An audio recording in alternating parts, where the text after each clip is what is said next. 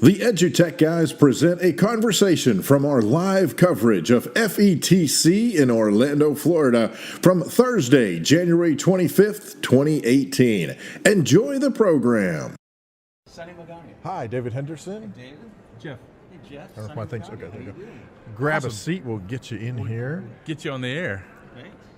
Where Hey, am I'd love to do I? a podcast with you. We got to. You got to. Do you know my work? I do not. We do not. But we're And now, about and to. now I feel like a heel. No, you shouldn't. Oh, okay. Well then, in that case, no, I don't have a clue who you are. It's like my quinceañera party. It's like coming on. Oh, is that what this is? I've been in a cave of scholarship for the last 30 years, studying the impact of technology on education. Okay, cool. Well, I have to say, if you've been in a cave for the last 30 years, you picked a really great place to come out into the sun. That's a good way to put it. That's a good way to put it. Well, no. I've been a teacher and a tech director and principal for a number of years, and but for the past 10 years, I've really been focused on finding researched methods that can help tell the story, the real story of the impact of educational tools on student achievement, not the propagandist story, Right. which is what we hear everywhere. Sure. Look around you. Yeah. We're Right. hearing the Right. propagandist's story. So I've written a book that compiles 30 years of research into actionable strategies that teachers can use to not just increase student learning, but the effect size of the strategies that I've developed is 1.6. Oh, wow. So I don't know how familiar you are with effect sizes and the work of Professor John I will Hattie. tell you straight up, I have no idea. Okay, so that's like if you put in it on- English, what do you say? If in a scale of 1 to 10, Okay. the average impact of technology is a 3 out of 10. Okay. And that hasn't changed in 50 years. Right. 50 years. Does that surprise you? In a weird sort, in a way, yes, but we're in not it. We've surprised. been in it a long time. So not for us. Not Not really. really. I mean, I'm not really surprised that the impact has really been that low, Yeah. even as far as technology has Yeah. come. Well, see, a lot It's of people. sad, It is. really. It's alarming. It's alarming, is what it is. And my book is called Disruptive Classroom Technologies. That's what I'm going to be talking about here, because my goal is to disrupt the current narrative about technology, which is this. This is the narrative. Just buy it, and then great things are going to happen automatically. Oh yeah, yeah. Are you with me? Yeah. Okay. Have you heard that? Have you heard that? Oh, yeah. We hear How that all about the lived time. it? Yeah. Yeah. It's the silver bullet of education. Right. Well, for 50 years, the silver bullet has evolved tremendously. Like, think back of the educational technologies available during the Kennedy administration to now.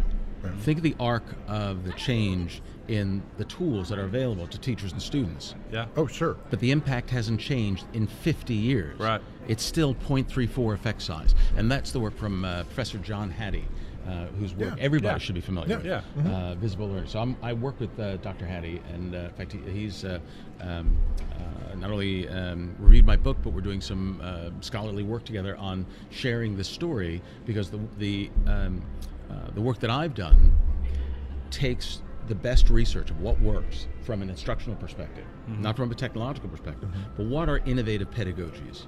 Because I think we need an entirely new epistemology of education for this third millennium. We can't just add 21st century sprinkles on a 20th century ice cream cone. Right. But that's what we're doing. Sure. Yeah. And this is an echo chamber of 21st century sprinkles Yeah. on a 20th century ice cream cone. We have to change the cone. We have to change that the basic structure of what we mean by teaching and learning, because right now we have a tell and practice model of instruction. Right. Yeah, technology to tell and practice.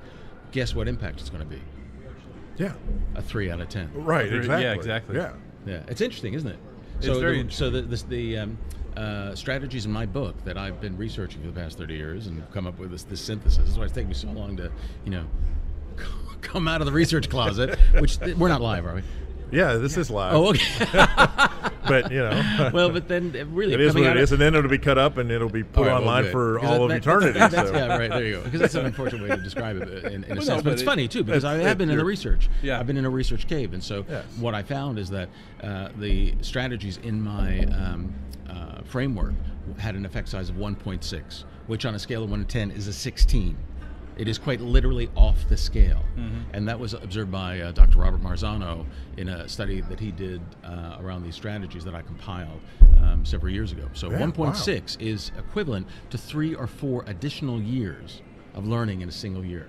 It's like tripling, quadrupling, perhaps even having a greater impact on student learning productivity, which I define as the amount of content children not just actualize, but consolidate, that they understand over a unit of time. So that's a productivity measure, like how much do you learn over a period of time. So if you learn an average student learns an average of 1 year's worth of content in one academic year, which is 180 days. Right. Imagine quadrupling that. So it takes 1 year to learn what would normally take 4 years. That should interest people. That's It should interest people. That's We were just talking to Tom Whitby about something along this same line. And what's interesting about it is that the problem we have, the reason we're just seeing sprinkles of the 21st century on top of the last 100 years, is because we have been training people to fail. And we've been Americans. We'll just use Americans as our, right here in this country. You can fail, and so the fear of failure is what drives what we're dealing with right here. I was a band director. That was what I started out as a band director. I loved it, and we always start kids on instruments in the 6th grade. That was just what we've done for 50 years, so we just keep doing it that way. And we go through these little books and we learn the notes and stuff, and we take our time. I just kept throwing stuff at them. No, let's just keep moving. Let's just keep moving, and it sticks. It's exactly what you're talking about. We have to quantize what we're doing so we can get that 4 years into one. But we have to change the overall mindset first. Now there we are of one mind, because right now we do have a mindset that's based on proficiency or compliance. Yes. Right? Would you agree? Yeah. So let's follow that a bit further. So a compliance mindset is one where students go to the teacher and say, tell me what you want me to do, and I'll do it. What do I need to get the B? right. Yes. Because look, I've been a teacher for a long time, and I taught advanced placement courses and all sorts of things.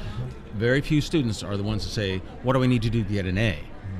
Most students say, what do we need to pass? Yeah. So now what's passing is a C, which is generally you don't fully understand the concept, you can't fully model it, you can't communicate it, and you've got a lot of critical errors and oversights. So we are developing a dependency mindset. A mindset where learners are dependent on someone else to tell them what the problem is, to define the problem, tell them how to solve it, and then the student then applies some simplistic algorithm to apply that. That's generally the case. Sure. What I think we need to do is shift that mindset to develop a mindset of mastery. A mastery mindset, which is different than a growth mindset, because mastery learners have a whole set of skills and strategies and habits that they apply at different times in the learning phase. And there are 3 key learning phases. We generally only do 2. Surface learning, which is when students are introduced to new knowledge and they learn the basics and the facts and the vocabulary, and then they practice it. So we have a tell and practice model. Right. But learners will never deeply consolidate that knowledge until they transfer it, until they apply it, until they use that knowledge in some context that's different than that which was taught. And so my framework helps learners and teachers recognize surface, deep, and knowledge transfer as the 3 distinct phases of human learning patterns. Those are the 3 domains. And technologies, when used only in the first 2, will have a limited impact. Sure. But if you start to use technologies in what I call a transformational way, then you can see a gain of 1.6 effect size. There's another thing that we should be thinking about, which is transcendent technology use. So I've developed this framework. It's called the T3 framework. Okay. It's not a technology integration framework, because we got a lot of those. There's plenty of them, and still the needle stays stuck at 0.34. We've had technology integration frameworks for 30 years. Yeah. And yet the impact of those frameworks doesn't move the needle of impact forward. So I think we don't need any more integration frameworks. What we need is a framework for innovation. Okay. Because a technology integration framework means here's how you digitize practices. Here's how you digitize the practice and tell model of instruction. Right. My framework is a framework of innovation, which is here's how you can go from the first level, which is translational technology use, just using technologies to digitize what you used to do in an analog fashion. That's the predominant use of technology. Sure. Keep doing that. Keep doing that. Don't stop doing that. Right. But if you want to get better, you got to go through the stage called transformational technology use, where the child is substantively transformed by the use of technology, and they consolidate deeply acquired knowledge and transfer it so they can use it, and so it becomes a part of their permanent self through the knowledge transfer. So, in the limited time left, in a nutshell, is there a nutshell that sort of, or a summary of what that looks like? Yeah.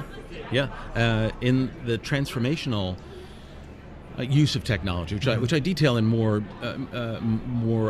elaborate in more detail in the book, obviously, and give concrete examples, and there are strategies, concrete strategies for each of the stages. But I'll give you a couple.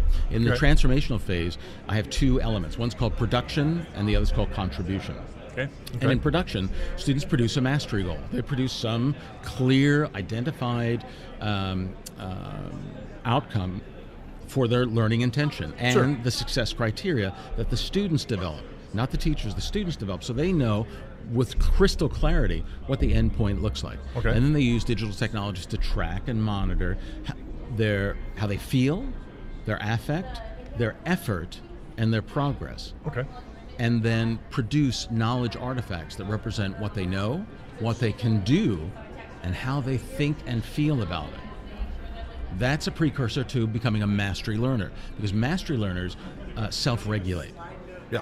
They self-regulate and have a whole host of skills and strategies that they know when and how to apply successfully to master the surface learning, master deeper learning, and master learning transfer. Yeah. Man. So we're running out of time. We only have our 50-minute slots, so we need to get you on our. I'd love to be on it. I'd be honored to. Really, it'd be a lot of fun. Give us more time to get more in-depth discussion. And it will prep us to be prepped to take a look at the T3 process. Sure. Well, I was going to say, do you know when your book is coming out? My book is out. It's been out for just the past 5 months. It's brand new, which is why awesome. I'm on a book tour. I'm delighted to be at the Future of Education Technology Conference. I'm speaking tomorrow at 1 o'clock in 220 East. Cool. The session is the title of my book, Disruptive Classroom Technologies, a framework for innovation in education. And I'll give you guys, this is a discount for my publisher, Corwin Press. We are is very publishing familiar this. with Corwin. Yeah, and they're providing a discount for FETC participants, which is delightful of them. And I'll look forward to hopefully seeing you guys in the future. And let's talk about this work. But let's talk about this first before you go.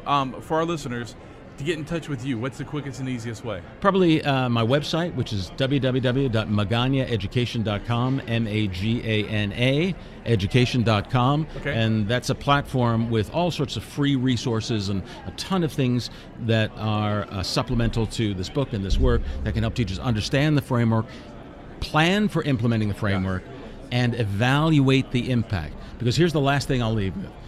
Evidence-based practices matter. Yes. Anyone who I would get into a cage in a single chair, no rules, and have that debate with anybody. Right. Evidence-based practices matter. Right. Implementing evidence-based practices matters more, but evaluating the impact of evidence-based practices matters most. Hey, make sure you get out there and check out the book, Disruptive Classroom Technologies, a framework for innovation in education. We'll definitely have you, Sonny, back on the show. I'd be delighted to. And we'll get your information and have Tyler. You've been listening to a recorded conversation from EduTech Guys, live coverage of FETC 2018. For more information about EduTech Guys, visit edutechguys.com. And thanks for listening.